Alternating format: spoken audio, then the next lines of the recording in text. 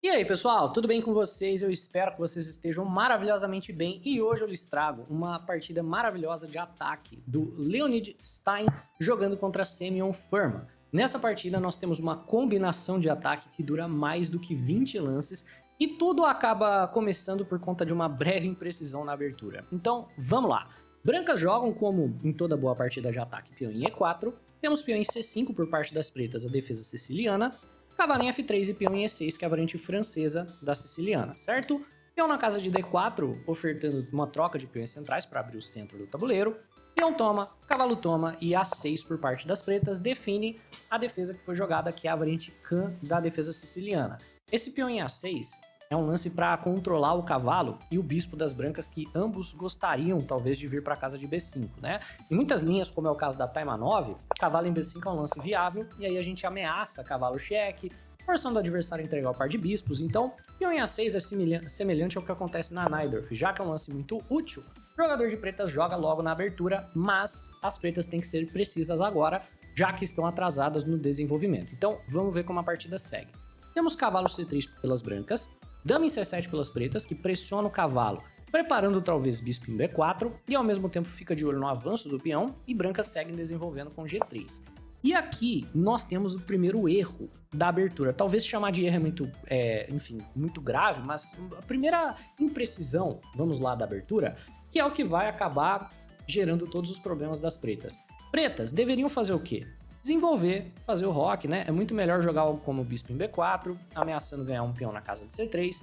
Aí o jogador de brancas, por exemplo, joga bispo em D2, nós temos cavalo em F6, e os dois lados, né, estão prontos para fazer o roque. Então, roque pelas pretas, roque pelas brancas e tá tudo igual. Mas o que o jogador de pretas faz é romper um princípio. Ele joga peão em D5. Então, ao invés de desenvolver as peças para preparar o roque curto, já que roque longo as pretas não vão fazer nessa partida, né, por conta da estrutura de peões, o jogador de pretas começa a atacar muito cedo. Joga B5, preparando o bispo em B7, porque ele quer pressionar o peão de E4. Ele quer ameaçar B4 e ele quer ganhar o peão. Isso é um erro, porque o jogador de branca já está perto de rocar. O branca joga um bispo G2, bispo em B7, certo? E o roque. O jogador de branca já fez tudo o que precisava na abertura. Já desenvolveu peça, já controlou o centro, já fez o roque, e pretas estão devendo. Olha que situação. Aqui, as pretas já estão bem piores. Pretas jogam cavalo em F6, ameaçando o peão de E4. Qual que é a ameaça? A ameaça por parte das pretas, é B4, e depois toma o peão, né, quando o cavalo se move. Mas brancas jogam de maneira muito precisa com torre em E1, defendendo o peão, mas mais importante do que apenas a defesa do peão, ameaçando avançar. Então as poucas peças que pretas já desenvolveram, brancas estão ameaçando desdesenvolver. Imagine que bispo em E7 e E5. Para onde vai esse cavalo? Eu te pergunto. A única casa sensata é G8, e agora pretas vão jogar com o rei no centro e a torre tá na cara do rei. Então, quando vem torre em E1, pretas são forçadas a perder mais um tempinho na abertura. São forçadas a jogar D6, tem que controlar o avanço do peão. De qualquer forma, tem que atrasar o roque mais um lance. Cavalo em C6 também resolve, é um pouco melhor porque desenvolve, mas ao mesmo tempo tem que atrasar o roque mais um lance. Então, D6 pelas pretas e brancas já começam a combinação de ataque. Brancas aqui jogam um lance muito estranho a princípio, mas você vai entender que ele é um lance forte. Brancas jogam A4, começando o ataque na ala da dama. Aí você pensa, nossa, mas esse lance é tão ruim, né? Porque o adversário vai jogar o B4 avançando, chutando o cavalo, e ele já queria fazer isso de qualquer forma. Então por que a gente está incitando o lance? E agora você vai entender. B4 é um lance que enfraquece bastante o peão de B4. Você pode pensar que isso não é um grave problema. E de fato, não é um problema tão grave assim, mas leva o incrível sacrifício cavalo em D5, que é um sacrifício super temático quando a gente tem torre no centro e o rei que ainda não fez o roque. Olha que lance forte. Cavalo em D5 é um duplo na dama e no peão. Então vamos dizer que você apenas volte a dama, né? A gente pode seguir no ataque, bispo em G5, alguma coisa do gênero. Podemos só capturar o peão, qualquer que for o caso. O jogador de brancas já tá bem melhor. Mas por que você não aceitaria o sacrifício, né? Por que não só tomar o cavalo? É o que foi jogado. Então você vai descobrir por que não só tomar o cavalo. Nós temos peão por cavalo, aceitando o sacrifício, mas quando o peão toma de volta, é um cheque descoberto. E agora o jogador de pretas vai ter que jogar com o rei no centro e não é uma posição bonita, não é fácil de jogar. Só antes da gente prosseguir aqui, eu vou mostrar que não faria sentido também tomar de peça, porque o ataque segue sendo o mesmo, exceto que não tem mais desvantagem material pelas brancas, né? Brancas estão pressionando o peão de E6 e basicamente vão ter um ataque tão forte quanto, exceto que na outra linha pretas tinham um cavalo e agora não tem nada, né? Então, peão toma cavalo é interessante, e por D5, cheque, e agora, como você joga essa posição de pretas? Você não pode simplesmente, com calma, jogar bispo em E7 e achar que você vai ser permitido fazer o roque, né? Não vai rolar. Se você joga bispo em E7, cavalo em F5, a gente bota a pressão na peça cravada e segue atacando. Por isso, crianças, que vocês devem sempre desenvolver suas peças e fazer o roque na abertura. Mas não, pretas são forçadas a jogar rei em D8.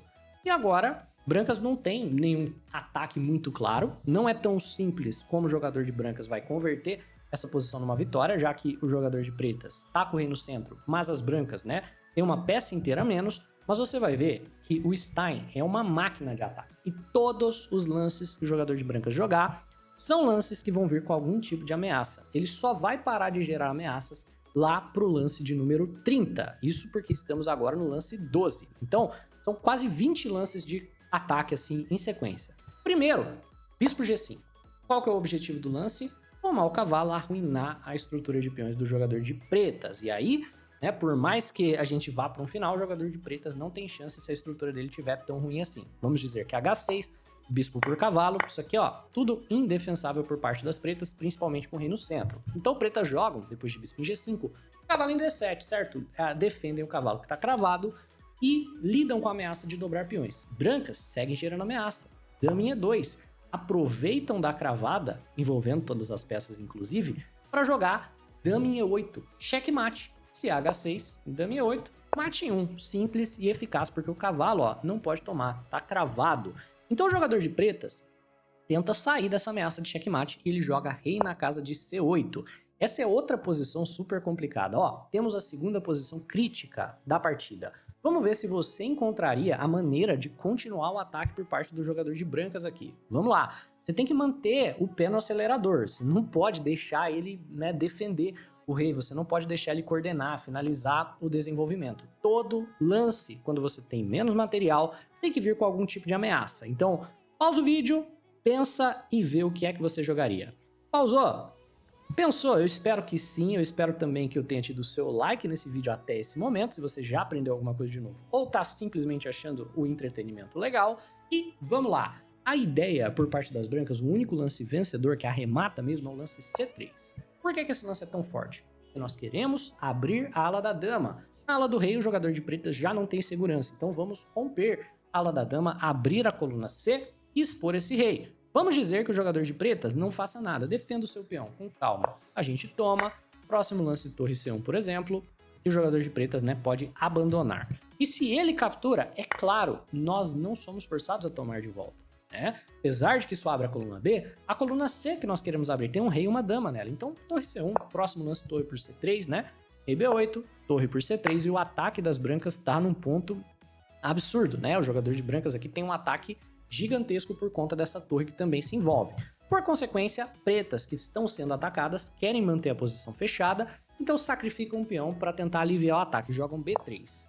E se brancas capturam um peão, né, apesar de que a posição segue e ganha, agora a gente tem 2 peões pela peça e a insegurança do rei das pretas, não seria a melhor maneira de seguir, porque você nunca quer de fato tirar o pé do acelerador.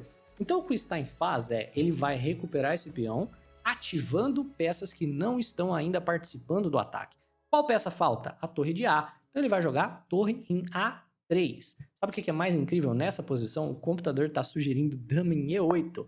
É um lindo sacrifício de dama que não pode ser aceito, né? Porque se você jogar cavalo toma dama, torre por E8 e agora você tem que entregar sua dama de graça por conta do teminha de checkmate, né? Dama em D8 seria forçado, bispo toma e o jogador de brancas já tem aqui a sua vantagem material.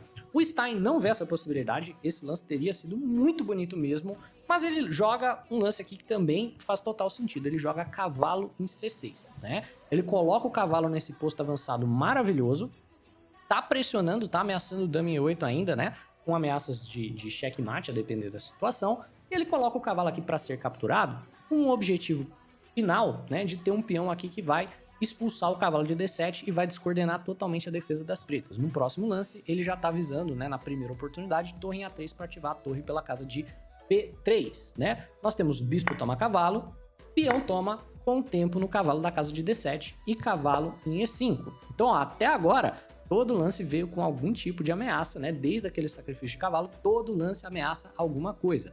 E agora não é diferente. Torre em A3, ameaçando capturar o peão da casa de B3 e depois infiltrar com a torre na casa de B7, já que o peão está defendido. Esse peão está caindo, mas ele pode ser capturado?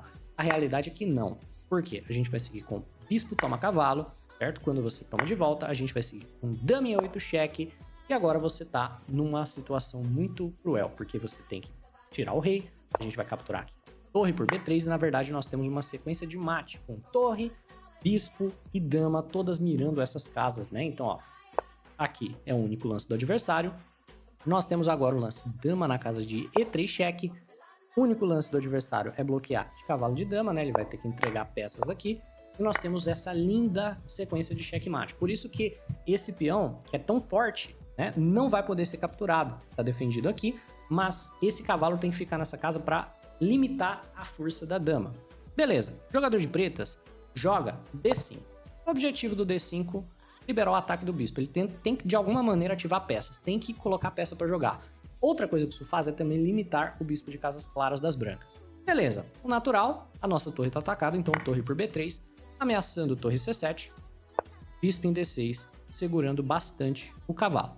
Bispo por cavalo, só para arruinar a estrutura de peões do jogador de pretas, seguido por bispo por D5, né? O cavalo era o defensor do peão, a gente toma de volta, mantendo forte esse peão. O que foi jogado foi cavalo por peão, e agora chegamos em mais uma posição crítica, porque aqui, novamente, parece que o ataque do jogador de brancas amornou, né? Esse cavalo por peão é o tipo de lance que parece que de fato freia a posição, parece que a gente não tem mais nada, né? Aqui eu quero que você pause o vídeo mais uma vez, e eu quero que você tente continuar a sequência de ataque, porque eu te falei que a sequência vai seguir por mais uns 10 lances, então você tem que conseguir atacar. E agora a gente vai para a ideia mais contra-intuitiva que tivemos nessa partida até agora, que é dama em G4. Esse lance é bem difícil, tá, de encontrar. Por quê? Porque na prática a gente vai trocar damas. O único lance para ele é dama em D7, mas não faz sentido trocar damas se você é o cara que tá atacando. Faz quando o final é ganho, né? Então essa troca de damas vem com o objetivo de piorar o rei do adversário. O rei dele vai ficar na casa de D7. Por consequência, a nossa torre infiltra na casa de B7. E a gente consegue dar sequência no ataque com uma torre infiltrada na sétima, como manda Nizovic. Então o ataque, ó, não para. Dama por dama, rei por D7 e torre em B7. O ataque continua. O que é que a gente tá ameaçando aqui? Se o rei dele, né, vai para qualquer uma dessas casas, ele pendura o cavalo, por consequência ele tem que jogar bispo em C7 segurando. Vamos que a combinação ainda não acabou. Como que o jogador de brancas aumenta a pressão? Não é fácil, mas as brancas continuam com uma manobra de bispo. Joga um bispo na casa de G2, que pode parecer um lance passivo, mas a ideia de bispo em G2 é, na verdade, reposicionar o bispo para uma diagonal mais forte, com o objetivo de posicionar o bispo de maneira mais agressiva para a casa de H3, que corta casas do rei. Então a gente quer tirar a casa de C8 do adversário para que ele não consiga ter um momento de descanso e só consiga caminhar o rei para frente conforme a gente for dando cheques, né? Nós temos torre em D8, certo? E bispo em H3. E como foi dito anteriormente, nessa situação, o rei do adversário só consegue seguir caminhando para frente, então a gente segue atacando. Em D6, torre cheque, e C5. Agora, nós temos uma posição crítica, mais uma vez, na qual existe apenas um lance que segue no ataque. Vamos lá.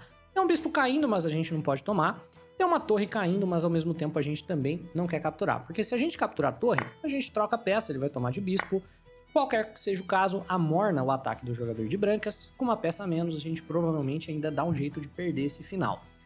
Se você, é claro, captura o bispo, aí você acaba perdendo a torre com cheque, por consequência, o jogo. Então a gente tem que seguir atacando, portanto, um lance natural, D4 cheque, forçando o rei a entrar na casa de C4. E aqui nós temos um pequeno erro, né? O jogador de brancas, ele pela primeira vez comete um erro e não converte essa posição da maneira mais precisa. O lance mais preciso não é fácil. O lance mais preciso pelas brancas é o lance torre B1, negando a troca de torres e cortando a casa de B3, certo? Por que torre B1? Porque no próximo lance, vamos dizer, o bispo tá caindo. Então o adversário joga bispo em E5. E agora a gente tem bispo em F1 cheque e o adversário simplesmente não tem casas. Ou ele toma esse peão, torre cheque e ganha o cavalo, ou ele volta o rei, né? E vamos dizer que ele volte o rei aqui. A gente joga bispo em G2 que ganha o cavalo. Porque, ó, rei na casa de D6 aqui tentando manter a defesa do cavalo, vai levar essa cravada torre B6. Se você joga torre em C8 defendendo o cavalo, torre por A6 seguido por B5. Nossa, que situação, né? Vamos dizer, rei D7 tentando manter a defesa do cavalo, saindo da cravada. Torre D1 e você não consegue manter defendendo o cavalo, então a perda de material era forçada. Agora, esse torre B3, como lance, é um lance de computador, não tem como, né? É um lance que nenhum ser humano veria essa sequência como um todo. Talvez o Magnus veria, né? Não sei se alguém veria esse torre na casa de B1. Na prática, tivemos bispo em F1, que é muito mais natural, mas não ganha de maneira tão assertiva. E a ideia aqui é mais ou menos a mesma, o rei tem poucas casas. Não dá para jogar rei por C3 por conta do que a gente falou. Torre cheque, seguido por torre por cavalo. Então rei em B3 é a única opção do jogador de pretas. E agora, finalmente, a gente tem o fim da combinação. Nós temos aqui uma situação onde as brancas têm esse lance. Torre toma bispo e a gente está, na prática, entregando a torre para o adversário em troca dessas duas peças menores. Então, ao final da sequência, torre toma bispo, torre toma torre e torre toma cavalo, nós temos, por fim, né, o ataque do jogador de brancas terminado. E o que a gente conseguiu com esse ataque foi esse final de jogo de material relativamente igual, mas de facilidade de jogo extrema para as brancas, porque nós temos peões todos conectados, né? Nós temos aqui uma desvantagem de qualidade. Depois que o jogador de pretas, inclusive, captura esse peão, nós temos, na verdade, um peão a menos se a gente for fazer a contagem de material certinho, mas ainda um final superior para as brancas, porque a estrutura de peões das pretas está extremamente ruim.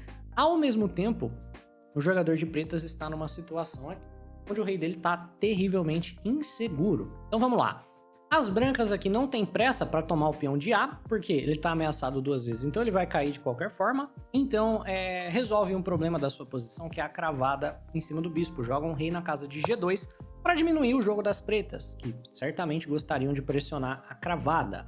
O jogador de pretas então vê que o peão não tem defesa e joga A5, que é um sacrifício de peão, com o objetivo de separar os dois peões das brancas, né, que são dois peões conectados muito fortes, um dos quais está passado. Então, para tentar separar esses dois peões, temos esse sacrifício de peão. É um sacrifício mesmo, tá? Porque depois de peão toma, pretas não podem tomar. Olha que incrível, eu falei que o rei estava inseguro, e essa é uma posição meio contraintuitiva, mas rei toma peão leva mate em 1. Não parece checkmate, mas é.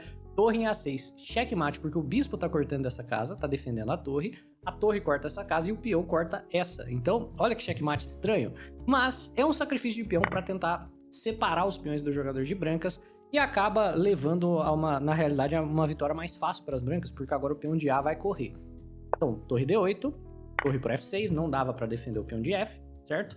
Torre por F6, ameaçando o peão de F7, torre D7 defendendo o peão e A6, o peão avança. Torre C1 pelas pretas, ameaçando o peão da casa de C4. E o jogador de brancas, ao invés de voltar à torre, defender o peão, não, ele segue na combinação com os lances mais precisos.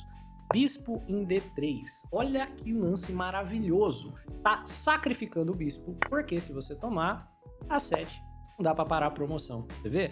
Daria para voltar à torre pensando que você para, mas você não para. Torre cheque.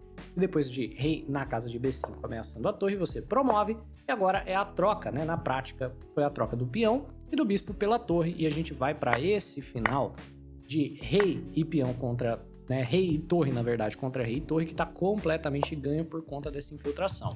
Então, bispo em D3 é mais um lance combinatório incrível. Torre por peão e bispo por H7, certo? Mais para passar o peão de H do que qualquer coisa. Rei B5 ameaçando o peão. Bispo em E4, certo? Saindo da frente do peão da casa de H e também preparando para jogar bispo na casa de B7, para o bispo defender o peão. Torre em A3 pelas pretas, bispo em B7 defendendo o peão. Rei C5, H4, rei D4, torre em F5, que é o lance mais preciso aqui da posição. Cortando o rei, né? O rei não vai poder interagir com a metade de cima do tabuleiro, que é onde toda a ação e os peões passados estarão. Torre em E7, H5, torre em E5, ofertando a troca de torres. Torre em F4, claro que trocar torres aqui também ganha, mas torre em F4 é mais preciso. H6 e o jogador de pretas abandona, porque torre em H5 seria a única esperança para parar esse peão, leva torre em H4. Por consequência, o jogador de brancas ganha essa partida com uma combinação de ataque que começou lá quando o jogador de preta jogou esse cavalo em F6 e foi parar lá no final de jogo, naquele Bisping F1, que foi o único erro que o jogador de brancas comete nessa partida. Fala aí se não valeu a pena ter clicado nesse vídeo. Deixa o like, um abraço e até a próxima!